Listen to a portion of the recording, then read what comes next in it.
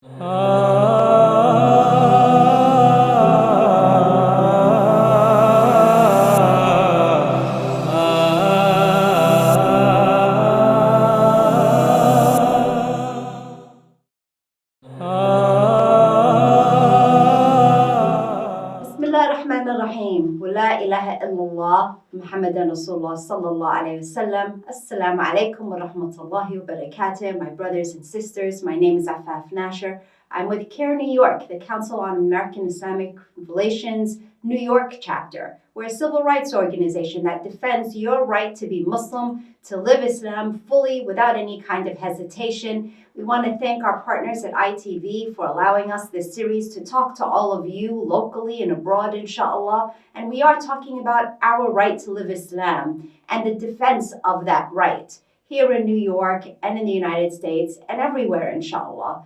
Certainly, Allah subhanahu wa ta'ala tells us that His world and His ard and His land is wide. And it's up to us to find a place where we're permitted to practice Islam, inshallah. And this is a place that we can, and we're very blessed and lucky to have it. Not everywhere has that ability and that freedom to be able to practice Islam. But I always remind my brothers and sisters that the rights and freedom to practice Islam is only as good as one's ability and one's willingness to defend that right. Otherwise, my brothers and sisters, a law is just a law. It's just ink on a piece of paper, but it really emanates from within. It emanates from inside of our hearts to say, this is a right that we cherish, and this is a right that we're willing to fight for, and we're going to make sure that we secure our ability to say, La ilaha illallah, Muhammadan abduhu Rasulullah.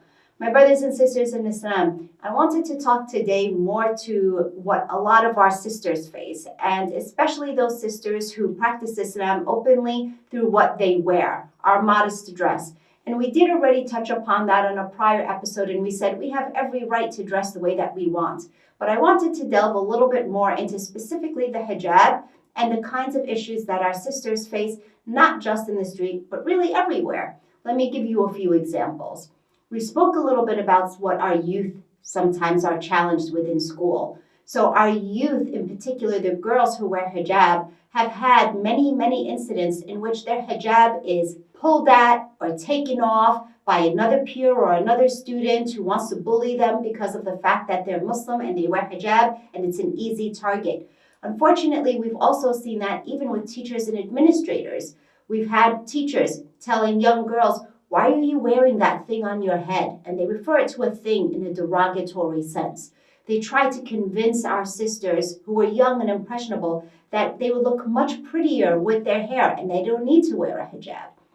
We also face issues in which we've actually had administrators and teachers threaten or try to take off a sister's hijab. Now, I'm not saying, and I don't want to cause so much fear and panic in the community, that this is something that just occurs all the time. That's not necessarily the case. But even if it happens once, that is one too many times. And unfortunately, doing the kind of work that we do at CARE New York, we've seen it happen many times, not just here in New York, but throughout the nation. My brothers and sisters, it's not just our young girls who are facing issues when they're wearing a hijab. Rather, our older women do too. I remember post 9/11 and the kind of fear that that caused in terms of being identifiable as a Muslim, even simply walking down the street. There was this one sister who was a physician, and she spoke to me very openly and candidly. And she said, sister, do I have to worry about appearing Islamic in front of my patients? Because sometimes I feel as if they may be looking at me or thinking certain things or negative things, and I'm wondering what your opinion is. I'll tell you what I told her. I told her, first and foremost, your relationship with the hijab is about your relationship with Allah subhanahu wa ta'ala. And it's not my place to tell you to wear it or not. That's for you to figure out between you and your creator, and perhaps you want to seek the advice of an imam. I'm not a scholar and I'm not an imam. What I am is an attorney, and I told her just what I'll tell you here today, and that is here, you have the right to wear the hijab, and you should be able to do so without fear. Now, we know that certain times there are circumstances which one might truly need to take off their hijab. Again, I'm not a scholar and imam, so please do not take what I say for advice. Always speak to your religious scholars, people who have really studied fiqh and studied our deen for tens of years and decades long. But if your life is in immediate danger, that's one thing. But to think that perhaps we should be too afraid to even try to wear a hijab when you really want to, well, then that's the lack of confidence and lack of strength that we really need to insert in ourselves, our fellow sisters, and even our young kids. You know, I moved into a new neighborhood right after 9/11. It was literally just a couple of weeks after the tragedy of 9/11. And my parents told me at the time I was wearing hijab, and I had two young children. And my kids were very, very, very young. I mean, they were less than 5 years old at the time. And they would wear a hijab because they saw mommy wearing a hijab. And at first I thought this was just going to be something casual. It was super cute. They looked beautiful in it. I would compliment them in it, and they would smile, and they would wear the hijab that they saw mommy wearing. But then once 9/11 hit, being in a new neighborhood, one of my parents, my father, actually told me, you know, you may want to think twice about putting a hijab on your daughter's head. Certainly they're little babies. They're not required to wear it. They're nowhere near puberty.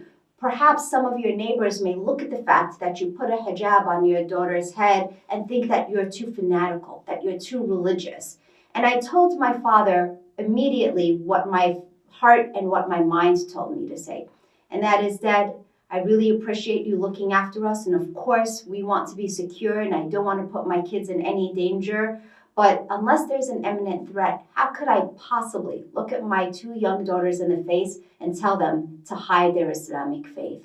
How could I live with myself? How could I look in the mirror and tell myself that I just discouraged my two young daughters from wearing the hijab out of fear of what others may say? My brothers and sisters, no one should live in fear for any reason. Whether it's the hijab, whether it's in the workplace, whether it's out in the street, you should be able to proudly hold your head up high in accordance to the tenets you believe Allah subhanahu wa ta'ala has commanded.